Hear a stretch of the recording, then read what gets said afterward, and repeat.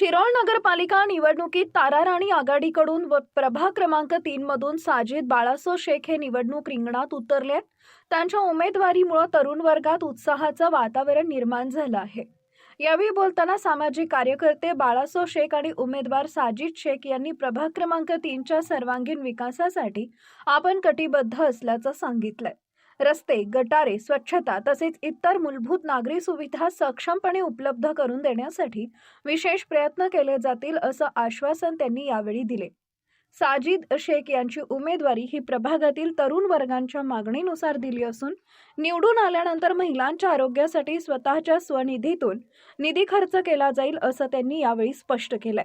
त्यामुळे महिलांमध्येही त्यांच्या उमेदवारीबद्दल सकारात्मक प्रतिसाद दिसून येत आहे। नमस्कार। वार्ड क्रमांक 3 मधून बाळू काशिम शेख, माझा चिरंजीव साजिद बाळू शेख, जनतेने प्रभावात सगळ्यांनी त्याचं काम बघून सर्व टायमात दवाखाना असून दे, घराचं काम असून दे किंवा कुठलीही अडचण आली तर फोन केला तर 2 मिनिटात जाऊन पोचतो। त्यांची इलेवाट जाग्यावर जाऊन लावत असताना त्याचं काम बघून त्यांनी सगळ्यांनी त्याला निवड करून वार्ड क्रमांक 3 फायनल केल्यामुळं मी त्याचं बी उमेदवारी जाहीर केली।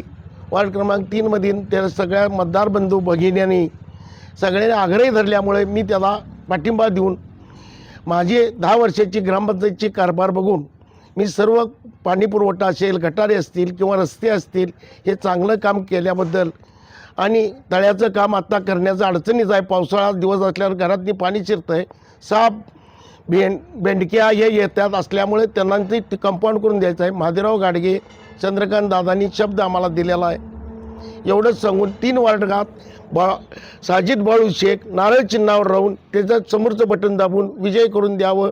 ताराराणी आघाडी 2000 रुपयाची तरतूद आम्ही आमच्या खर्चातून देणार आहे ही माझा